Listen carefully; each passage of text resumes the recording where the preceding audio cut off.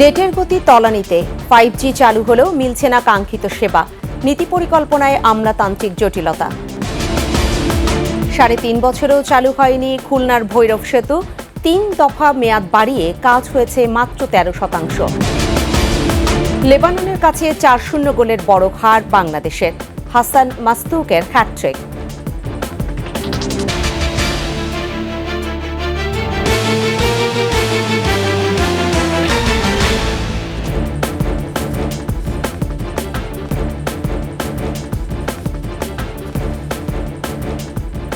এতক্ষণ শুনছিলেন first security ইসলামী bank PLC সংবাদ শিরোনাম। প্রত্যেককে আমন্ত্রণ জানাচ্ছি দুপুর 12টার 21 সংবাদে, সাথে থাকছি আমি ফেরদৌসী আহমেদ। দর্শক, 21 টেলিভিশনের সংবাদ একই সাথে সরাসরি দেখতে পাবেন আমাদের ফেসবুক পেজ www.facebook.com/2124 অনলাইনে।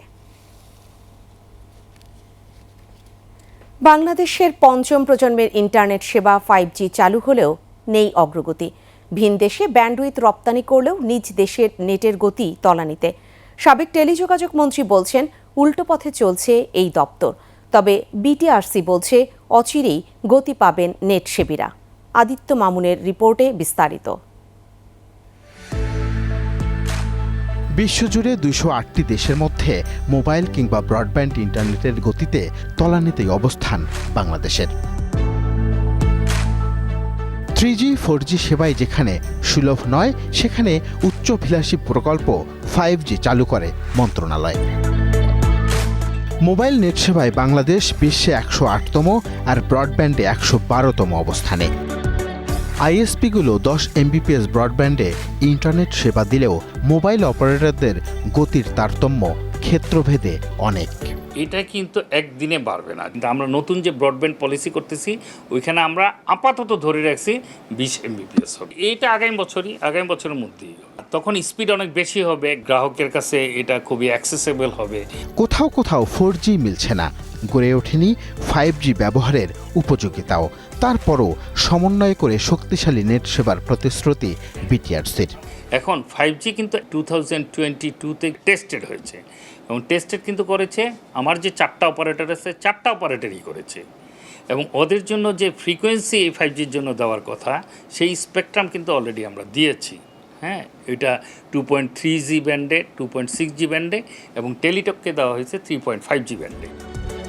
নীতি পরিকল্পনায় আমলাতান্ত্রিক জটিলতাকে দুষছেন টেলিযোগাযোগ খাতের কাণ্ডারি সাবেক এই মন্ত্রী। সরকারি কোম্পানিগুলো একটা অদ্ভুত সিস্টেমে কাজ করে। তার একমাত্র স্যাটেলাইট কোম্পানি ছাড়া বাকিগুলোর বোর্ড আছে, এবং বোর্ডের চেয়ারম্যান হচ্ছে সচিব। ওই সচিবের মাধ্যমে এগুলো পরিচালিত হয়। সচিব তো ব্যবসা বোঝে না, কিন্তু তিনি ব্যবসায়ী কোম্পানির প্রধান হিসেবে বসে থাকেন, এবং সেগুলো মন্ত্রীদের সাথে পরামর্শ করেন না সচিবরা। যেই কারণে আমি মনে করি যে খুবই গুরুত্বপূর্ণ বিষয় এই স্ট্রাকচারটা পরিবর্তন করা। ইন্টারনেটের গতি ও মূল্য গ্রাহকের নাগালের মধ্যে রাখাকে প্রাধান্য দিতে হবে বলেও মত তার। মোবাইল যদি ব্যবহারকারী আছে তাকে জিজ্ঞেস করেন, বলো তো তোমার একটা বড় প্রবলেমের নাম বলো। একটা বলবে যে আমার ইন্টারনেটের দাম বেশি, আর একটা বলবে যে আমার ব্যান্ডউইথ তো নাই। আমাদের যারা অপারেটর আছে তারা সেই পরিমাণ স্পিড দিতে পারছে না।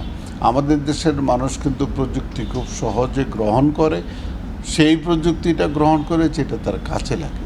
এই কাজে লাগার বিষয়টা রাতারাতি তো হয় না।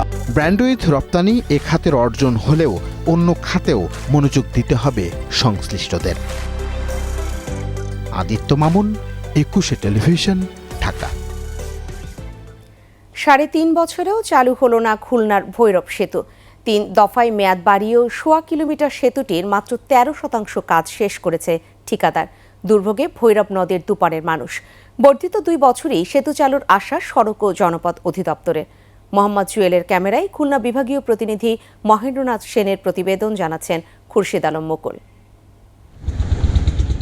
অনুন্নত যোগাযোগ ব্যবস্থায় উন্নয়নের সুফল বঞ্চিত খুলনা মহানগরীর পাশ দিয়ে বয়ে চলা ভৈরব নদের দুপারের মানুষ। একটি সেতুই পারে 2 পারকে এক সূত্রে গেঁথে সমস্যার সমাধান করতে।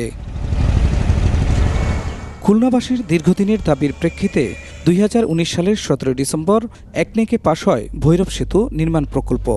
617 কোটি 53 লাখ টাকা ব্যয়ে 2021 সালের মেতে 1.316 কিলোমিটার সেতুটির নির্মাণ কাজ শুরু করে ওয়াহিদ কনস্ট্রাকশন।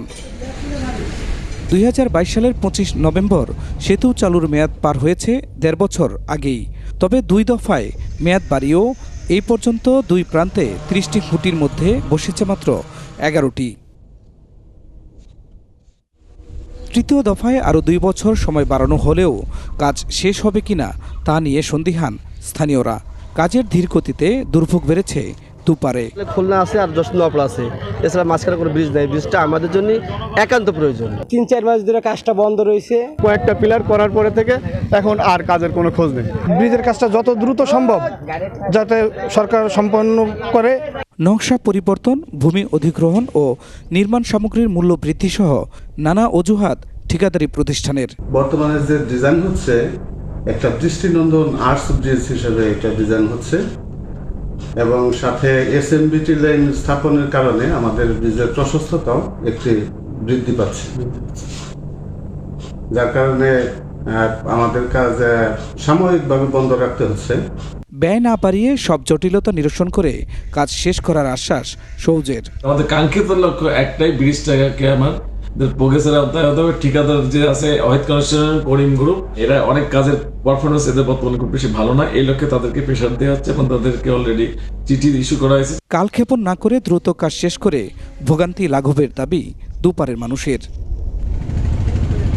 খুরশিদ আলম মুকুল, 21 টেলিভিশন। আর এই সাথেই শেষ করছি দুপুর 12টার 21 সংবাদ। যাবার আগে ফার্স্ট সিকিউরিটি ইসলামী ব্যাংক পিএলসি সংবাদ শিরোনামগুলো জানাবো আরও একবার। নেটের গতি তলানিতে 5G চালু হলেও মিলছে না কাঙ্ক্ষিত সেবা। নীতি পরিকল্পনায় আমলাতান্ত্রিক জটিলতা। 3.5 বছরেও চালু হয়নি খুলনার ভৈরব সেতু। 3 দফা মেয়াদ বাড়িয়ে কাজ হয়েছে মাত্র 13%। লেবাননের কাছে 4-0 গোলের বড় হার বাংলাদেশের। হাসান মাসতুকের হ্যাটট্রিক।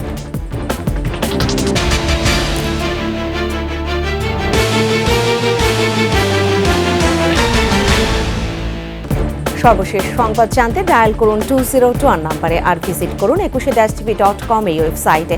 এছাড়া ফেসবুকে ভিজিট করতে পারেন www.facebook.com/2124 অনলাইনে। এতক্ষণ সাথে থাকার জন্য ধন্যবাদ। পরবর্তী সংবাদ রয়েছে দুপুর 2টায়।